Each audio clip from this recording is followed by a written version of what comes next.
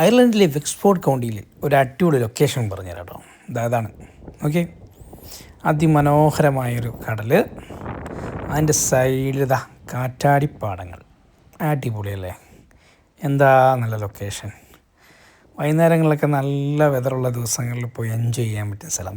പശുക്കളോടൊക്കെ ഇഷ്ടമുള്ള ഒരാളായതുകൊണ്ട് ഞാൻ ഈ പശുക്കളെ നോക്കി കുറേ നേരം, ഇത്ര അടുത്ത് നിങ്ങളെ കാണുന്ന ആദ്യമായിട്ടോ കേട്ടോ.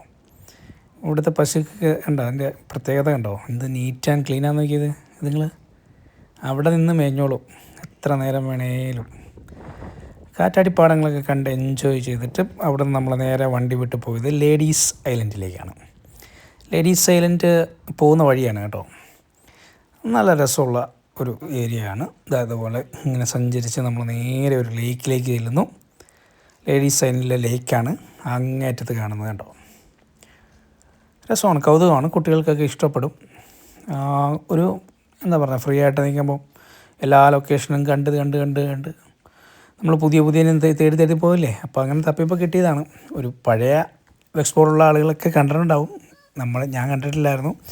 അവിടെ ഒരു മദർ മേരിയുടെ ചെറിയൊരു പള്ളിയുണ്ട്. അതൊരു ഫേമസ് ആയിട്ടുള്ളൊരു പിൽഗ്രിം സെൻ്ററാണ്.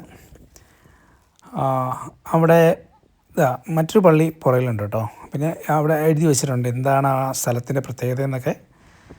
പിന്നെ അവിടെ കുറച്ച് നേരം ഇങ്ങനെ കറങ്ങിയൊക്കെ നടക്കാം. അവിടെ ഇരിക്കണമെങ്കിൽ നമുക്കിരിക്കാം. അവിടെ ഒരു പബ്ലിക് ടോയ്ലറ്റ് ഉണ്ട്. പിന്നെ ഇത് കണ്ടോ, ഇതാണ് കുട്ടികൾക്ക് കളിക്കാൻ ചെറിയൊരു പാർക്ക് ഒക്കെ സെറ്റ് ചെയ്തിട്ടുണ്ട് അവർ. എത്ര നേരം വേണമെങ്കിലും എൻജോയ് ചെയ്യാൻ പറ്റുന്ന സ്ഥലമാണ്. തൊട്ടടുത്തൊരു കടയുണ്ട്, അവിടെ നിന്ന് ഐസ്ക്രീമൊക്കെ കിട്ടും.